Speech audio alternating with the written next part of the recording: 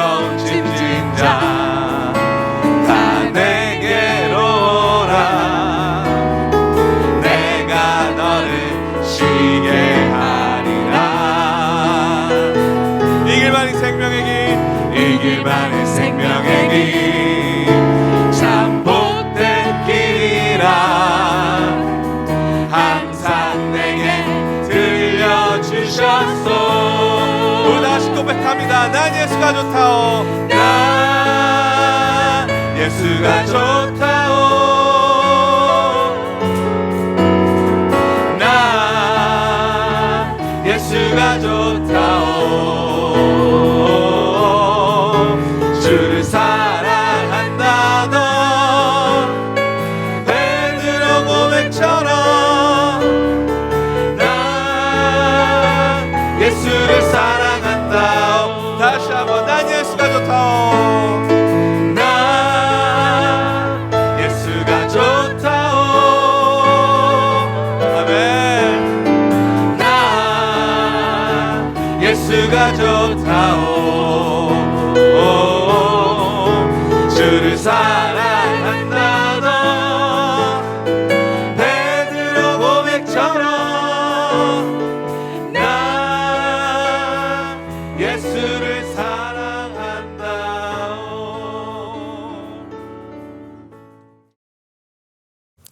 오늘 나누실 하나님의 말씀은 에베소서 3장 17절에서 19절까지의 말씀을 함께 봉독하도록 하겠습니다. 에베소서 3장 17절부터 19절까지 3절, 3절밖에 안 되니까 우리 한 목소리로 우리 봉독하겠습니다. 시작. 믿음으로 말미암아 그리스도께서 너희 마음에 계시게 하옵시고 너희가 사랑 가운데서 뿌리가 박히고 터가 굳어져서 능히 모든 성도와 함께 지식에 넘치는 그리스도의 사랑을 알고 그 너비와 길이와 높이와 깊이가 어떠함을 깨달아 하나님의 모든 충만하신 것으로 너희에게 충만하게 하시기를 구하노라. 아멘. 네, 자리에 앉으시기 바랍니다. 얼마 전 어떤 분과 함께 얘기하다가 현대 교회가 처해 있는 그런 상황에 대해서 좀 간단하게 얘기한 적이 있습니다.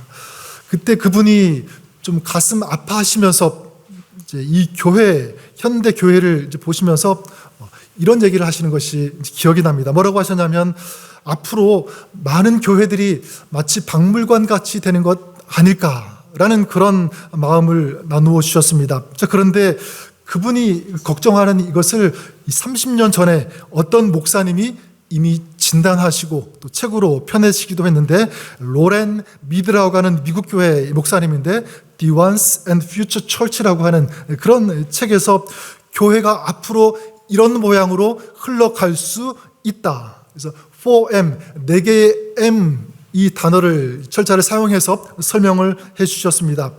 몇 년 전에 이제 목사님들과도 이 부분을 같이 고민하면서 또 토론을 한 적도 있는데, 이 첫 번째 그 M이 뭐냐면 미션 철치예요. 미션 철치, 선교적 교회, 가장 바람직하고 건강한 이 교회의 모델이라고 할 수 있습니다.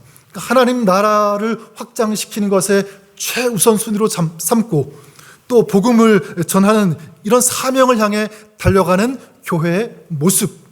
근데 둘째가 뭐냐면 미니스트리 철치입니다. 목회적 교회라고 할 수가 있는데, 교회가 이 선교적 교회에서 목회적 교회로 좀 바뀔 수 있다. 조금 좋지 않은 거죠. 교회가 영혼 살리는 일, 복음 전하는 일, 여기에서 목회 중심, 사역 중심, 행정 중심 이런 쪽으로 좀 바뀌는 그런 교회로 갈 수 있다는 것입니다. 그리고 세 번째는 시간이 지나면서 메인테넌스 철치, 이쪽으로 갈 수 있다는 것입니다. 그냥 현상 유지만 하는 그런 교회, 그냥 관리하고 그냥 유지하는데 급급한 어떤 그런 교회의 모습이 될 수 있다는 거예요. 그리고 시간이 더 지나면서 결국 교회가 이렇게 될 수 있다라고 합니다. 그게 뭐냐면 뮤지엄 철치예요. 뮤지엄 철치, 박물관 교회. 그러니까 어떤 열정과 또 영혼을 사랑하는 그런 마음, 눈물, 기도, 거기에 따르는 헌신, 수고, 그리고 또 하나님 말씀에 순종하는 이런 모습들은 다 사라지고 이런 이야기들은 다 옛 이야기가 되어버리고요. 마치 박물관 같이 사람들이 와서 구경하는 어떤 그런 교회 모습이 될 수 있다. 유럽의 많은 교회들이 그랬던 것처럼 저는 이런 단계들을 다시 생각해 보면서 이건 단순히 교회만의 문제가 아니다. 그런 생각을 해보게 되었습니다. 이것은 우리 개인의 신앙 안에도 이런 일들은 벌어질 수 있다. 예전에는 우리 신앙생활이 역동적이었어요. 즐거웠어요. 은혜가 넘쳤고 신앙생활하는 것이 막 너무너무 재미있고 막 전도도 하고 싶고 복음을 전하고 싶은 그런 마음이 내 안에 가득했었는데 어느 순간부터 이 신앙생활이 미지근한 거예요. 정체가 되고 이 마음과 믿음이 막 냉랭해지고 차가워지고 굳어지는, 어쩌면 이것이 이 땅의 수많은 그리스도인들이 직면하고 있는, 마주하고 있는 영적인 현실일 수 있다. 그런 생각이 드는 거예요. 저는 저와 여러분 우리들의 신앙이 미션 철치와 같이 될 수 있기를 주님의 이름으로 축원합니다. 그리고 이 마음과 이 믿음이 다시 회복될 수 있기를 간절히 축복합니다. 은혜가 가득하고 사명이 충만하고 막 사랑을 실천하고 싶고 또 어려운 사람, 힘든 사람 있으면 구제하고 싶은 그런 마음이 가득한 우리 마음도 마찬가지예요.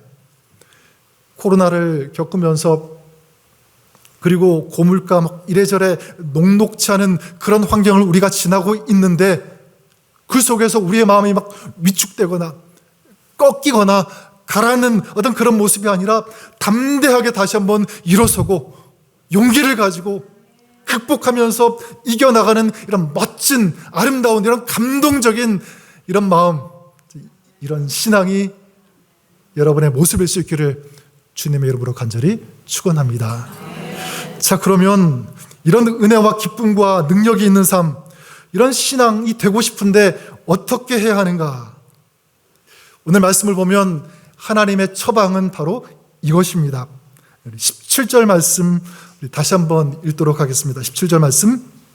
믿음으로 말미암아 그리스도께서 너희 마음에 계시게 하시옵고 너희가 사랑 가운데서 뿌리가 박히고 터가 굳어져서, 여기에 보니까 뭐라고 말씀합니까? 사랑의 뿌리를 내리고. 누구의 사랑의 뿌리를 내리라고요? 그리스도의 사랑에, 우리 하나님의 사랑의 뿌리를 내리라.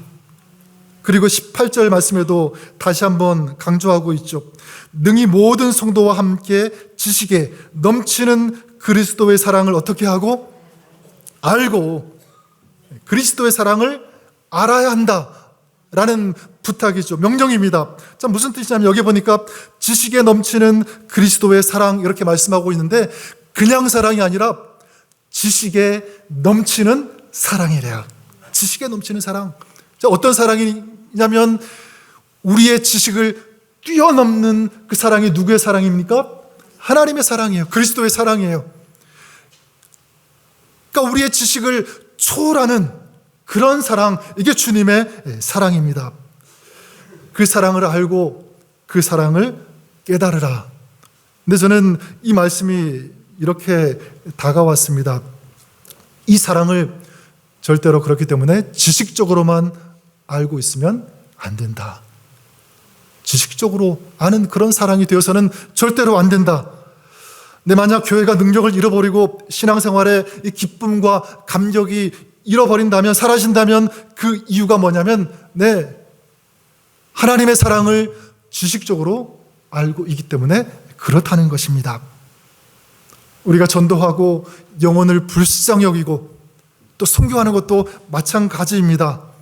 이렇게 영혼을 불쌍히 여기는 마음, 복음을 전하고 싶은 그런 마음이 있어야 되는데 그런 마음이 사라진다면 그 이유도 마찬가지, 하나님의 사랑을 알지 못하면 그럴 수 있다는 거예요.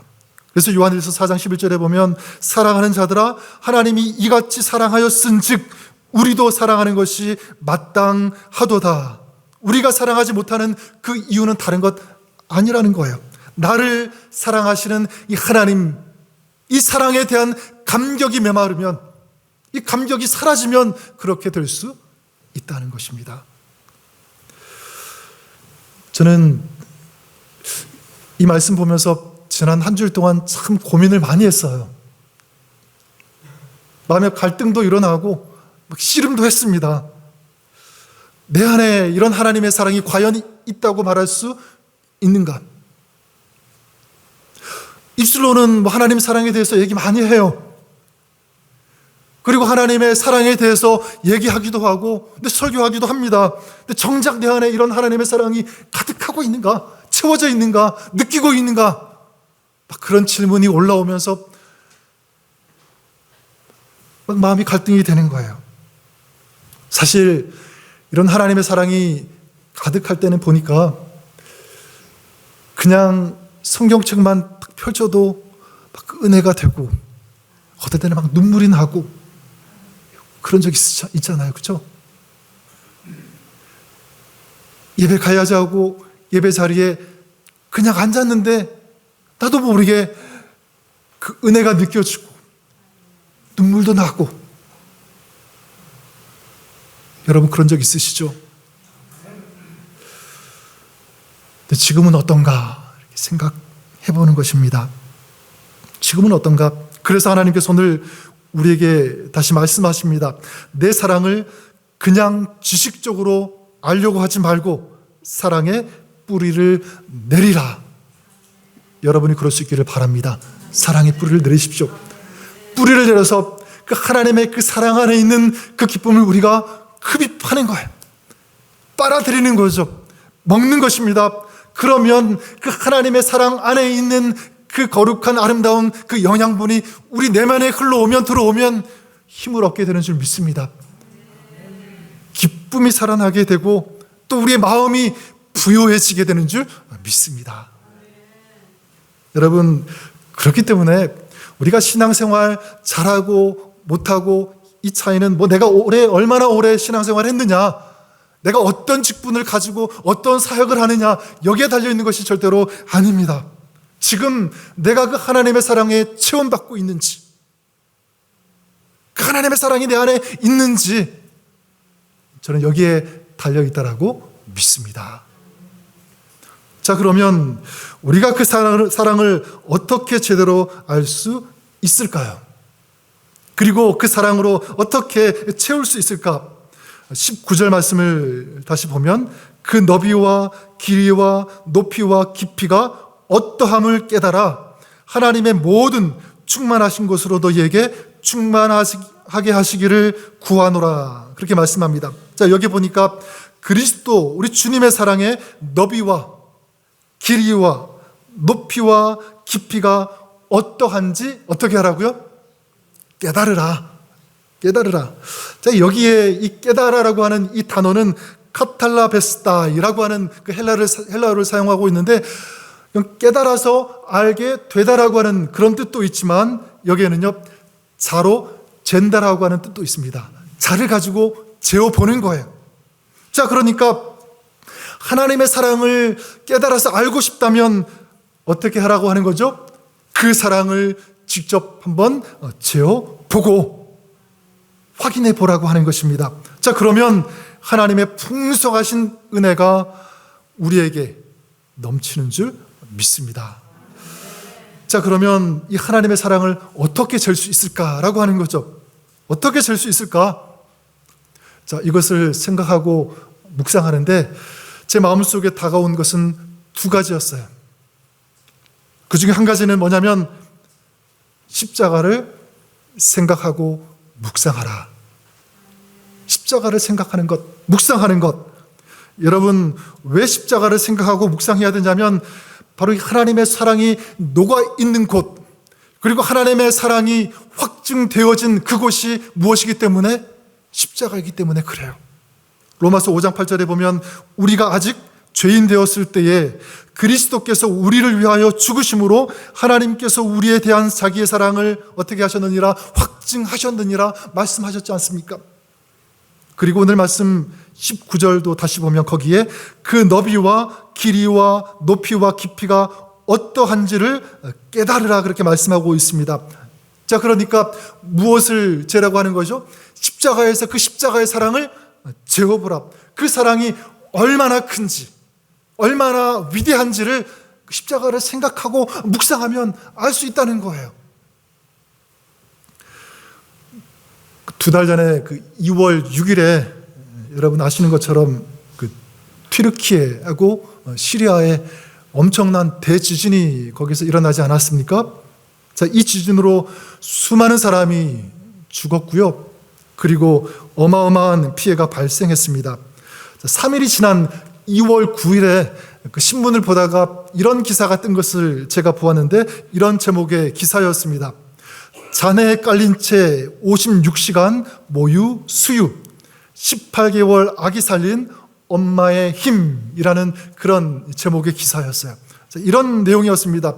이 지진 진앙지인 튀르키예 동남부 카흐라만 마라슈, 발음도 어려운데, 자, 여기서 무너진 그 아파트 밑에서 누구를 구했냐면 18개월 된 아기가 이 지진 발생 56시간 만에 아주 극적으로 구조가 된 것입니다.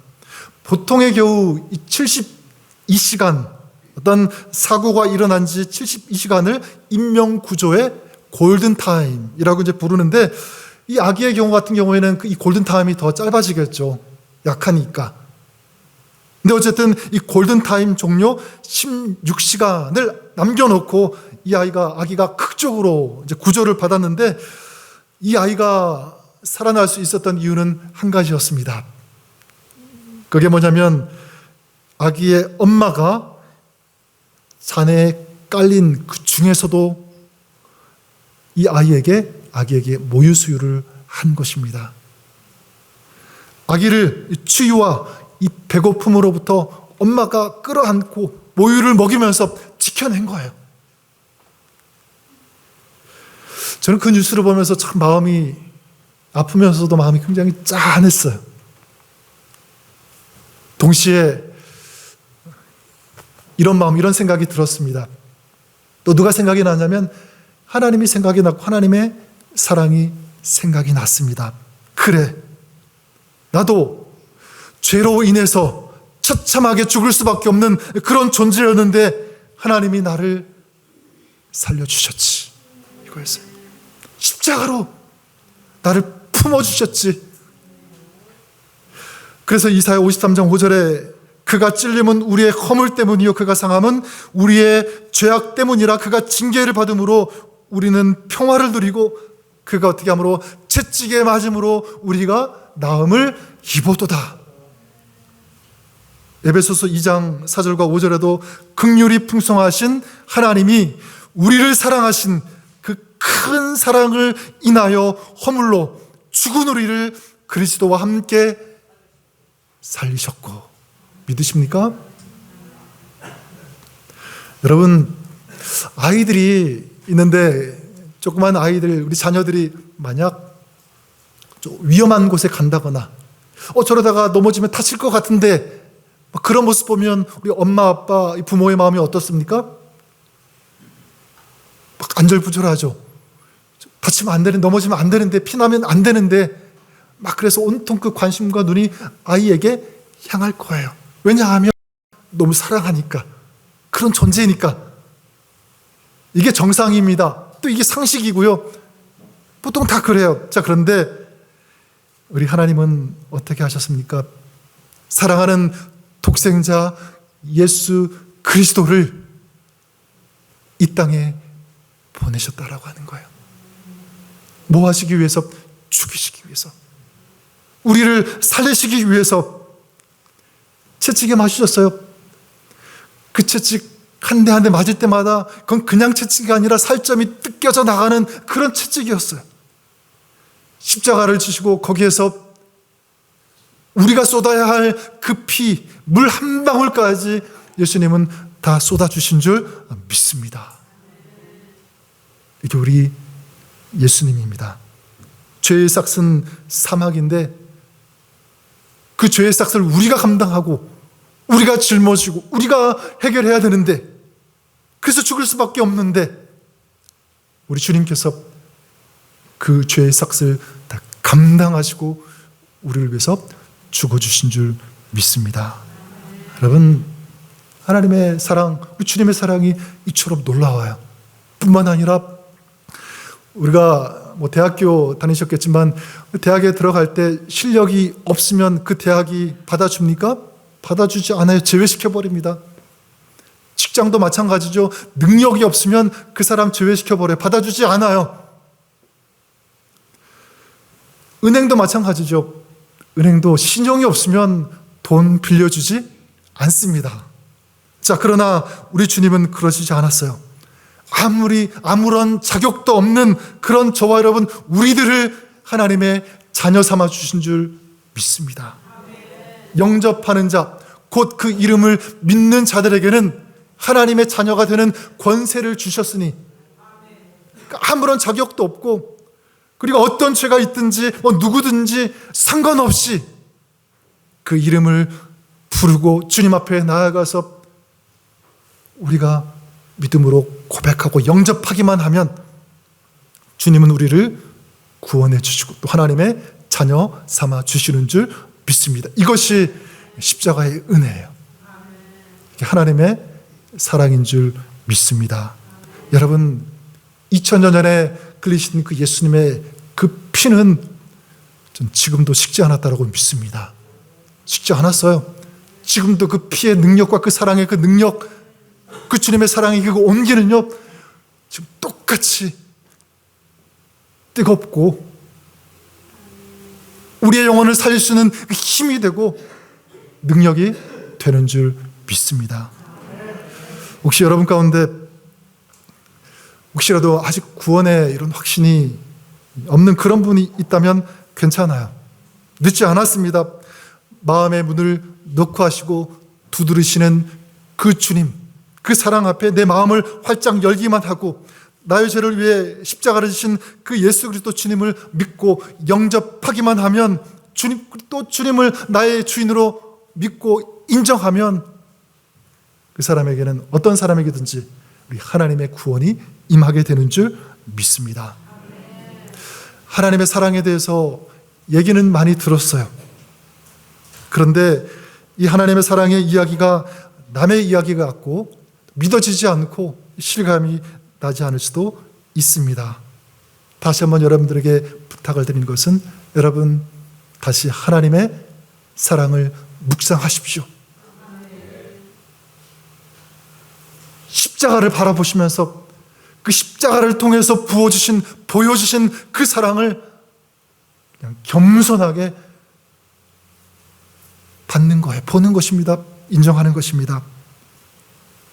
그리고 만약 그것도 어렵고 잘 안 되면 우리 성령 하나님께 기도하십시오. 하나님, 내가 그 주님의 사랑을 알고 싶은데, 느끼고 싶은데, 깨닫고 싶은데 안 돼요.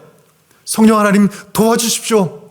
간절히 기도하면 우리 성령께서 그의 마음과 그의 영혼과 그 생각을 우리 주님의 사랑으로 인도해 주시고 그 사랑을 느낄 수 있는 그런 마음이 될 수 있도록 주님께서 바꾸어 주시고 열어주시는 줄 믿습니다. 둘째, 이 하나님의 사랑을 어떻게 깨달아 알 수 있는가? 우리 십자가의 사랑을 묵상하는 것이 첫 번째였다면 두 번째는 더 적극적으로 그 주님 앞에, 십자가 앞에 서는 것입니다. 서는 거예요. 그 사랑의 주님 앞에 나오는 것이다 라고 말씀드리고 싶어요. 여러분 18절 말씀을 다시 보시면 이렇게 말씀합니다. 능히 모든 성도와 함께 지식에 넘치는 그리스도의 사랑을 알고, 그렇게 말씀하고 있죠. 그 사랑을 알아라. 여기서 그리스도의 사랑을 알고, 이 알다라는 이 헬라어는 그노나이라고 하는 그런 단어를 사용하는데, 이 그노나이는요 지식적으로 아는 그런 알이 아닙니다. 이 그노나이는 인격적으로 아는 거예요. 인격적. 자, 무엇을 알 수 있냐면 하나님의 사랑을 알고 하나님의 사랑을 경험하기 위해서는 하나님을 인격적으로 어떻게 된다? 만나야 된다. 내 하나님 앞에 나아가면 되는 것입니다. 누가복음 15장에 여러분 잘 아는 이야기가 나오지 않습니까? 보통 돌아온 탕자 이야기로 많이 알려졌는데 둘째 아들의 이야기예요. 이 둘째 아들은 아버지의 유산을 미리 달라고 해서 뺏어내서 먼 나라로 떠나게 되죠. 거기에서 허랑방탕해서 자기가 가진 그 전 재산을 다 탕진해 버립니다.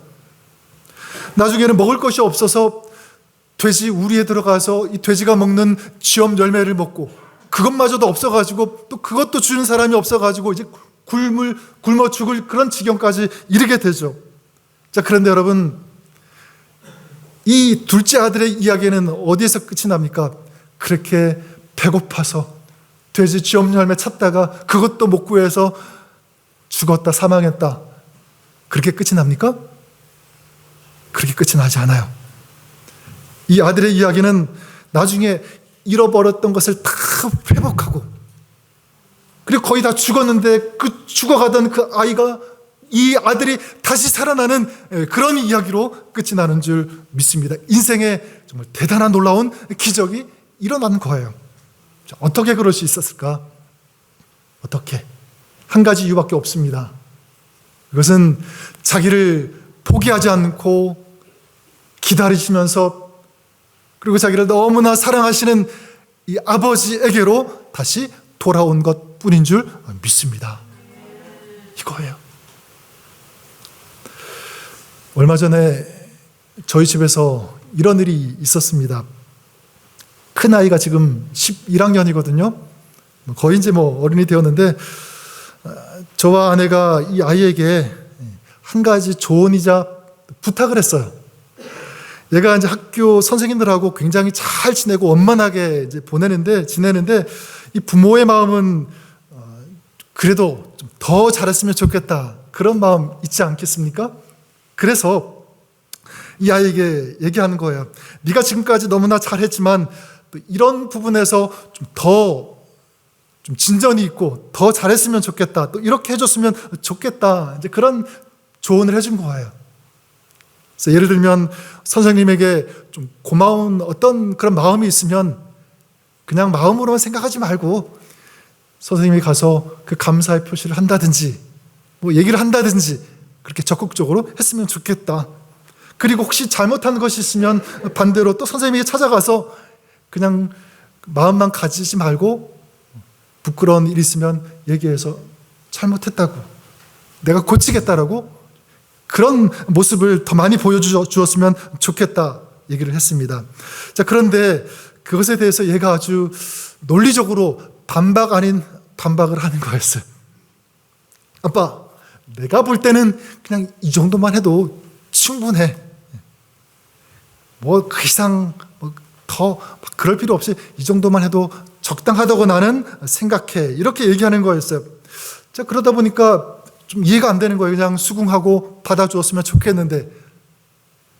그래서 점점 제 목소리 톤이 올라가는 거예요.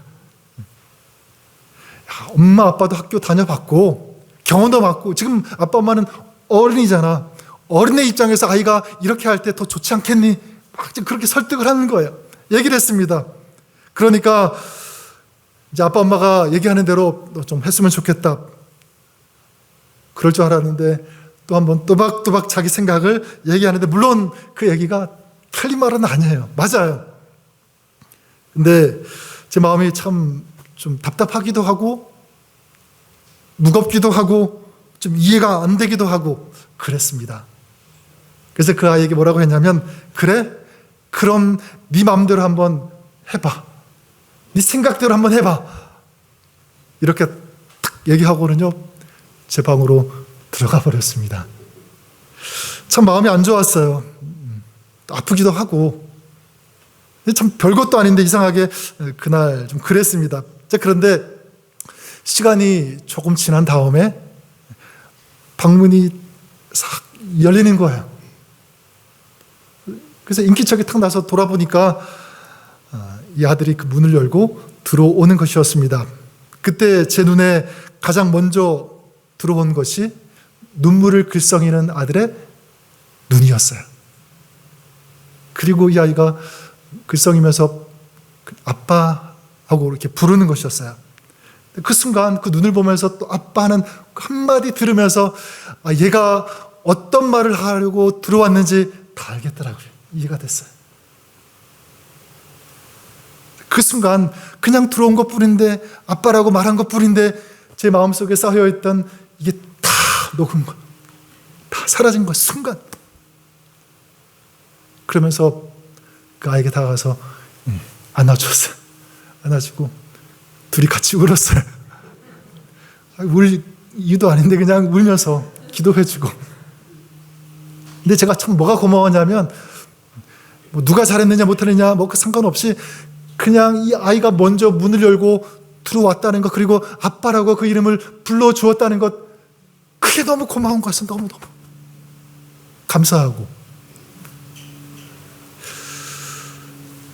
저는 누가복음의 이 둘째 아들을 보면서 또 저희 집에서 있었던 그 일을 떠올려 보면서 우리 하나님을 생각하게 되었습니다. 하나님께서 나에게 바라시는 것이 있다면 무엇일까? 다른 것이 아니라 그냥 문 열고 들어온 이 아들처럼 하나님을 향하여 문 열고 들어가는 거예요. 아빠, 아버지, 그냥 그 이름 부르는 거예요. 이것밖에 없습니다. 여러분, 우리가 살아가면서 힘들고 지치고 어려운 일 많이 있지 않습니까? 그럴 때 마찬가지예요. 그냥 하나님 앞에 나아가세요. 그리고 얘기하는 거야. 아빠, 아버지, 제가 힘들어요. 아파요. 너무 부끄럽고 그런 일들 있지 않겠습니까? 마찬가지. 그냥 문 열고 들어가서 아버지 앞에 하나님 용서해 주세요. 그 얘기. 좀 하나님의 사랑을 알고 그 사랑이 내 마음에 가득한 그런 사람이 되고 싶은데, 또 그런 사랑을 나누어 주고 싶은 어떤 그런 사람이 되고 싶은데, 그런 삶을 살고 싶은데 잘 안 되세요. 마찬가지. 하나님 앞에 서서 또 그 십자가 사랑 앞에 서서 구하는 거예요. 하나님, 제가 이런 사람 되고 싶어요. 이런 삶을 살고 싶어요. 하나님, 도와주세요. 우리가 그렇게 하나님 앞에 나아가서 하나님을 부르면, 그래요, 그 둘째 아들이 다 잃어버렸는데 그게 다 회복되었잖아요. 마찬가지. 우리 안에 내가 잃어버렸던 그게 기쁨일 수도 있고, 삶의 의욕일 수도 있고, 어떤 신앙의 활력일 수도 있고, 사명일 수도 있고, 내 안에 그런 아름다운 것들이 가득했는데 잃어버렸다면, 여러분, 하나님 앞에 나아가고 하나님을 부를 때 이 모든 잃어버렸던 그 이야기가 다시 회복되는 이야기로 저는 바꾸게 되는 줄 믿습니다. 우리 하나님께서 하실 거예요. 왜냐하면 우리 하나님이시니까, 우리를 사랑하시는 이 하나님 아버지가 되어주시니까, 지금도 그 하나님은 변함이 없으시니까 우리 하나님께서 역사하여 주시는 줄 믿습니다. 여러분, 다시 한번 말씀드리지만, 우리가 그렇게 하나님 앞에 기도하면 우리 안에 있는 또 잃어버렸던 그런 기쁨 회복되어지고, 신앙의 감격 다시 한번 살아나게 되고, 우리의 심령이 메말라 있었다면 다시 한번 이 심령이 살아나면서 부유하게 되는 이런 아름다운 역사, 우리 주님께서, 우리 아버지께서 이루어 주시는 줄 믿습니다. 주님 앞에 간절히 기도합니다. 좀 우리의 인생, 우리의 삶, 우리의 마음과 신앙이 우리 하나님의 사랑으로 덮여지고 그 사랑으로 견인되어지며 우리의 삶이 그 주님의 사랑으로 충만하기를 간절히 원합니다. 하나님, 지금까지 하나님의 사랑에 대해서 그냥 글로만 알고 지식적만 알고 거기에 머무르려 했던 그런 마음이 있다면 주님 긍휼히 여겨주시고 불쌍히 여겨 주시옵소서. 정말 하나님의 그 놀라운 사랑, 우리를 감격하게 하고 기쁘게 하고 우리를 부욕해 하시는, 정말 우리의 인생을 아름답게 하시는 그런 하나님의 사랑이 우리의 마음에, 우리의 신앙에, 우리의 내면 가운데 충만히 부어지기를 원합니다. 하나님, 그 사랑을 저들에게 부어 주시옵소서. 이미 그 사랑 주셨는데 그 사랑에 다시 한번 감격하고 그 사랑에 반응하며, 그래서 그 사랑에 감사할 수 있는 하나님, 이 믿음 되게 하여 주시옵소서. 이 사랑을 가지고 하나님께서 우리에게 분부하신 사명 감당하며, 또 주님께서 우리에게 허락하신 그 일들 우리가 하면서 살아낼 수 있는 그런 귀한 믿음의 사람들, 또 주님의 제자들 되게 하여 주시옵소서.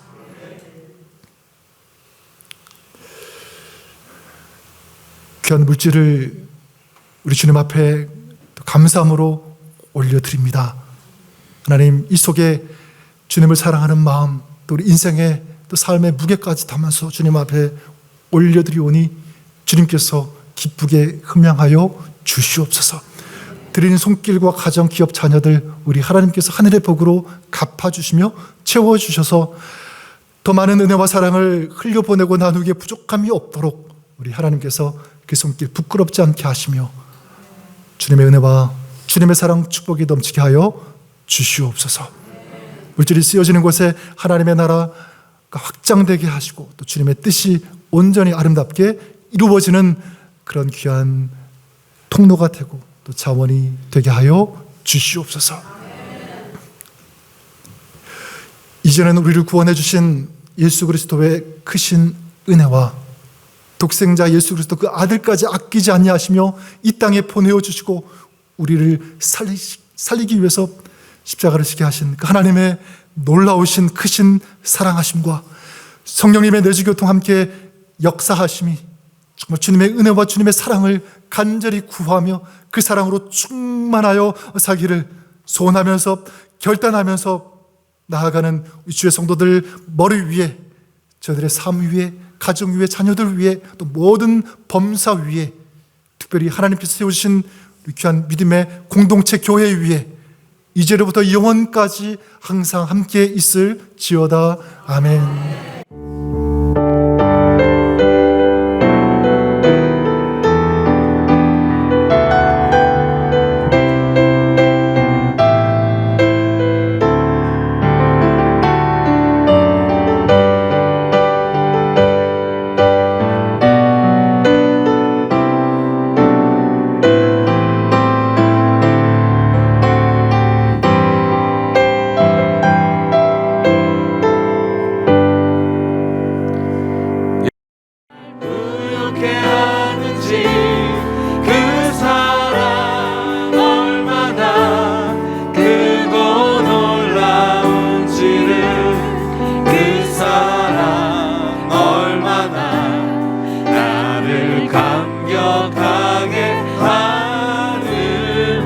다시 한번 고백합니다. 나 표현 못해도, 나 표현 못해도, 나 표현하리라.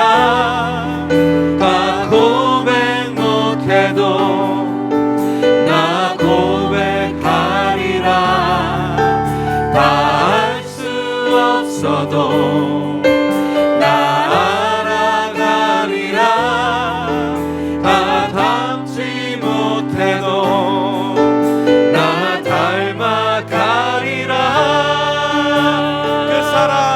그 사랑 얼마나 아름다운지, 그 사랑 얼마나 날 부욕해 하는지, 그 사랑 얼마나 크고 놀라운지를, 그 사랑 얼마나 나를 감격하게 하는지. 다시 한번 그 사랑 얼마나 아름다운지, 그 사랑 얼마나 날 부욕해 하는지, 그 사랑 얼마나 크고 놀라운지를, 그 사랑 얼마나 나를 감격하게 하는지. 다시 한번 그 사랑 얼마나 아름다운지, 그 사랑 얼마나 날 부욕해 하는지, 그 사랑 얼마나 크고 놀라 사랑 얼마나 나를 감격하게 하는지.